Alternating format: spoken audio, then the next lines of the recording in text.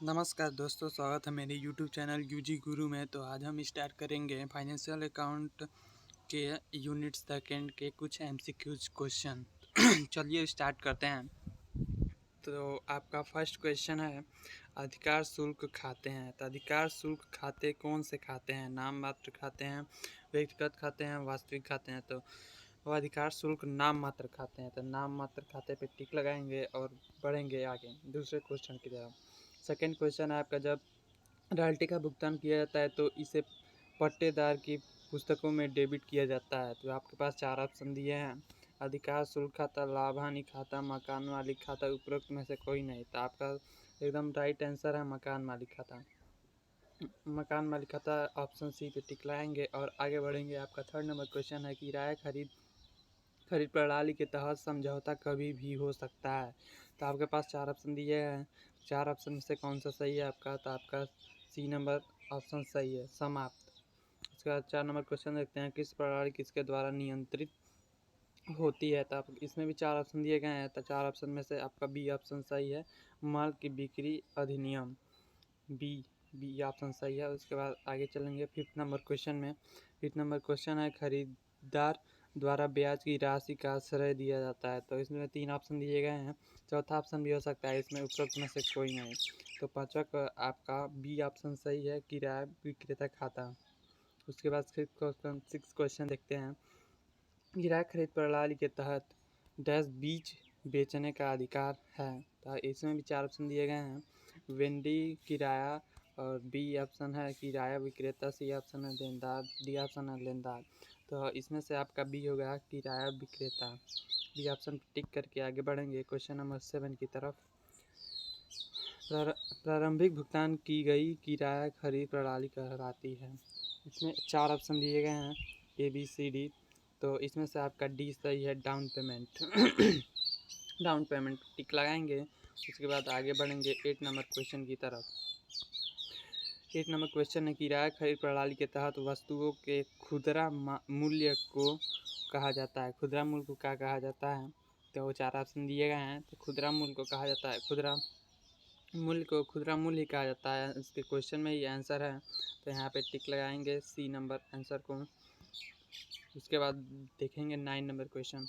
9 number question है, किराया खरीद प्रणाली के तहत किराएदार को क्या हस्तांतरित किया जाता है? तो किराए को इसका संपत्ति का कब्जा हस्तांतरित किया जाता है। और 10 नंबर क्वेश्चन देखेंगे, किराए भी कहा जाता है। इसमें चार ऑप्शन दिए गए हैं, पहला है बकाया राशि, न्यूनतम राशि, प्रीपेड किराया और किराया। तो इसका राइट आंसर है आपका न्यूनतम किराया। और हाँ दोस्तों, इस वीडियो को कम से कम 2 से 3 बार देखिएगा, क्योंकि जब 2 से 3 बार आप देखेंगे तो आपको एकदम स्पष्ट क्लियर हो जाएगा। क्योंकि ये क्वेश्चन थोड़ा मतलब ये क्वेश्चन मतलब घुमाने वाला है, आप लोग को समझ में आ रहा होगा। बहुत कन्फ्यूजली क्वेश्चन है, एक ही क्वेश्चन में कई सारे ऑप्शन दे देंगे और लगेगा कि सारे ऑप्शन सही है। चलिए क्वेश्चन नंबर 11 देखते हैं। भाड़े के शुल्क में मूल्य ह्रास की गणना की जाती है और किराएदार विक्रेता की पुस्तक में दिखाए जाते हैं। तो इसमें यहाँ पर भी आपका चार ऑप्शन दिया जा सकता है, चौथा ऑप्शन इसमें से सभी हो सकता है, और आपका सी ऑप्शन है इसमें से कोई नहीं, बी है नगद मूल्य, ए है किराया खरीद मूल्य। तो 11 नंबर क्वेश्चन का नगद मूल्य ऑप्शन सही है। आगे बढ़ते हैं 12 नंबर क्वेश्चन की तरफ। तत्काल भविष्य में पूर्ण भुगतान किए बिना किसी संपत्ति को खरीदने की क्रिया को कहा जाता है। तो 12 नंबर के मतलब चार ऑप्शन दिए गए हैं, ए ऑप्शन है किराया खरीद, बी ऑप्शन है वित्त पट्टा, सी ऑप्शन है ऑपरेटिंग लीज, और डी ऑप्शन है बिक्री और लीज बैक। तो 12 नंबर क्वेश्चन का आपका सही आंसर है ए। ए पे टिक लगाएंगे और आगे बढ़ेंगे। 13 नंबर क्वेश्चन, किराएदार की पुस्तक में जब परिसंपत्ति को वापस ले जाया जाता है तो किराए विक्रय खाता होता है। तो इसमें दो ऑप्शन दिए गए हैं, डेबिट या क्रेडिट। तो यहाँ पे होता है डेबिट। तो डेबिट पे टिक लगा के आगे बढ़ेंगे 14 नंबर क्वेश्चन की तरफ। 14 नंबर क्वेश्चन कह रहा है, किराया खरीद समझौता की प्रकृति है। तो चार ऑप्शन यहाँ पे भी दिए गए हैं। तो इसका सही आंसर है आपका खरीदने का विकल्प। इसका 15 क्वेश्चन है, कमियों की वसूली के लिए पट्टेदार के अधिकार का संबंध किससे है? यहाँ पे भी 3 ऑप्शन है, चौथा ऑप्शन भी हो सकता है इसमें क्वेश्चन में। तो 15वां क्वेश्चन का आंसर है नियम और समझौता, इसका सही आंसर है नियम और समझौता। तो यहाँ पे क्लिक करेंगे नियम और समझौता के याद आगे, उसके बाद आगे बढ़ेंगे। 60 नंबर क्वेश्चन कह रहा है रॉयल्टी अधिकार शुल्क पर न्यूनतम किराए से अधिक कहा जाता है। तो इसमें 4 ऑप्शन दिए गए हैं, लघु कार्य राशि, अधिकार शुल्क, न्यूनतम राशि, इसमें से कोई नहीं। तो 60 नंबर क्वेश्चन का आंसर है ए, मतलब कि लघु कार्य राशि। तो इस पर टिक लगाएंगे और आगे बढ़ेंगे। सभी अधिकार शुल्क और लघु कार्य राशि को अपरिवर्तनीय है उसका ट्रांसफ़र किया जाता है। तो कौन से खाते में किया जाता है? आप लोग को पता होगा, नहीं पता है चलिए हम बताते हैं। लाभ हानि खाता में हस्तांतरित होगा, हस्तांतरित मतलब ट्रांसफ़र होगा। 18 नंबर क्वेश्चन देखते हैं। जब अधिकार शुल्क पट्टेदार के पुस्तकों में भुगतान किया जाता है तो इसे डेबिट किया जाता है। 4 ऑप्शन दिए गए हैं, अधिकार शुल्क खाता, भूस्वामी खाता, लाभ हानि खाता, पट्टेदार खाता। तो इसका सही आंसर है भूस्वामी खाता। तो भूस्वामी खाता में आप टिक लगा के आगे बढ़ेंगे 19 नंबर क्वेश्चन की तरफ। जब लघु कार्य राशि की वसूली की जाती है तो किस खाते को डेबिट किया जाता है? 4 ऑप्शन दिए गए हैं, यहाँ पे भी किस खाते को डेबिट किया जाता है? तो भूस्वामी खाता को डेबिट किया जाता है।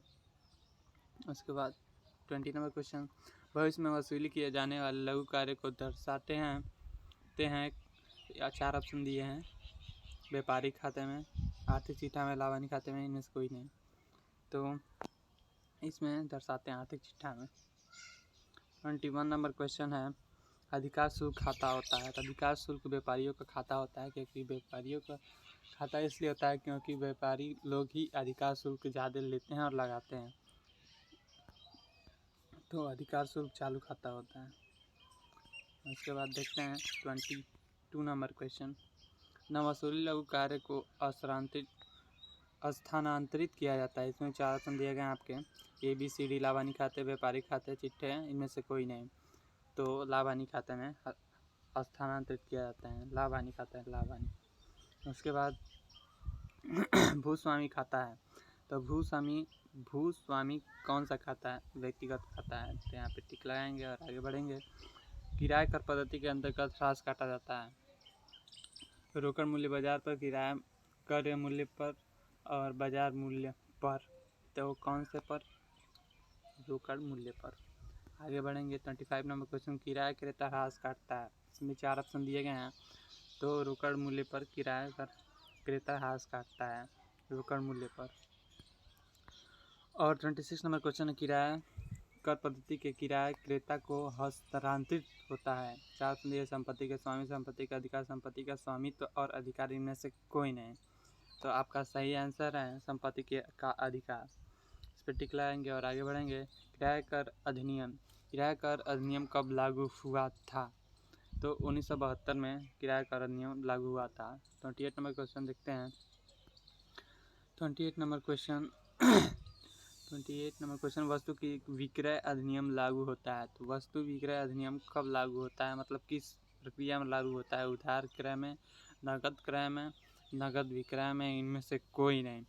तो आपका उधार क्रय में ये नियम लागू होता है। उसके बाद देखते हैं 29 नंबर क्वेश्चन, जब संपत्ति किस्त पद्धति के अंतर्गत क्रम की जाती है तब क्रेता पुस्तकों में कौन सी प्रविष्टि की जाती है? ए है संपत्ति खाता श्रेणी विक्रेता खाते, बी है रोकड़ खाते श्रेणी विक्रेता खाते का, सी है संपत्ति खाते ब्याज उत्पन्न खाता श्रेणी विक्रेता खाता को, और डी है संपत्ति खाता श्रेणी ब्याज उच्चत खाता श्रेणी। 4 ऑप्शन में से कौन सा सही है? तो आपका चारों में से सी ऑप्शन सही है। उसके बाद चलते हैं 30 नंबर क्वेश्चन पे, किस पद्धति के किराया क्रेता को हस्तांतरित होता है? तो 4 ऑप्शन यहाँ पे दिए गए हैं। इसमें से आपका संपत्ति का स्वामी, संपत्ति का अधिकार, संपत्ति का स्वामित्व और अधिकार, इसमें से आपका सी नंबर सही है। चलते हैं 31 नंबर क्वेश्चन की तरफ। 31 नंबर क्वेश्चन की तरफ बढ़ते हैं। सॉरी दोस्तों, कुछ मिस्टेक हो गया यहाँ पे। 31 नंबर क्वेश्चन की तरफ चलते हैं। 31 नंबर क्वेश्चन बोल रहा है नगद मूल्य प्लस बाजार है। तो इसमें से कौन सा ऑप्शन सही है? नगद मूल्य और बाजार। बताइए आप लोग। बी ऑप्शन सही है, बी पे टिक लगाएंगे, किराए कर मूल्य। उसके बाद 32 नंबर क्वेश्चन है। 32 नंबर क्वेश्चन देखते हैं। किराए कर के समय अग्रिम राशि, नगद मूल्य, खुदरा मूल्य, ब्याज, अग्रिम भुगतान, डाउन पेमेंट। अग्रिम भुगतान डाउन पेमेंट एक ही में है, तो 32 नंबर क्वेश्चन का आंसर सही है आपका, डाउन पेमेंट होता है। इस पर टिक लाएंगे डाउन पेमेंट पे और आगे बढ़ेंगे 33 नंबर क्वेश्चन की तरफ। 33 नंबर क्वेश्चन कह रहा है किराए कर प्रणाली के तहत ब्याज मांगा जाता है। A B C D 4 option दिए गए हैं। नगद मूल्य MRP में, किराया कर मूल्य पर, बकाया राशि पर। तो कौन सा सही है आपका? नगद मूल्य पर टिक लगाएंगे, नगद मूल्य पर आगे बढ़ेंगे 34 नंबर क्वेश्चन की तरफ। यदि किराया क्रेता किसी किस्त का भुगतान करने में विफल रहता है तो उसे कहा जाता है। तो क्या कहा जाता है? आप सभी को पता होगा, नहीं पता चलिए तो हम बताते हैं। उसको अनुपस्थिति डिफ़ॉल्ट बोलते हैं। उसके बाद चलते हैं, ये ऑप्शन सही है इसका। 35 नंबर क्वेश्चन से देखते हैं। यदि कार्ड का विक्रेता उन सभी सामानों को ले जा सकता है जिन पर किस्त की जा चुकी है। इसमें 4 ऑप्शन दिए गए, इसमें सही ऑप्शन है आपका सी। यहाँ पर टिक लगाइएगा। और यहाँ पर मेरा बस इतना ही क्वेश्चन है, ये लास्ट क्वेश्चन था। और आशा करता हूँ कि मैं आपको जो क्वेश्चन बताया वो 100% स्कूल के, आपके कॉलेज के पेपर से मैच करे, क्योंकि ये बहुत मेहनत से ये क्वेश्चन बना है। तो यहाँ पे आपको आंसर की भी दे दिया हूँ, चाहे तो आप डाउनलोड कर सकते हैं नीचे डिस्क्रिप्शन बॉक्स में। और कोई भी इसमें दिक्कत हो तो कमेंट बॉक्स में जरूर लिखिएगा, और लाइक करना मत भूलिएगा, और सब्सक्राइब करना मत भूलिएगा, क्योंकि इससे हमें पता चलता है कि आप लोग कितना देख रहे हैं और कितना समझ रहे हैं। ओके, धन्यवाद दोस्तों। अब मिलते हैं नेक्स्ट वीडियो में। धन्यवाद।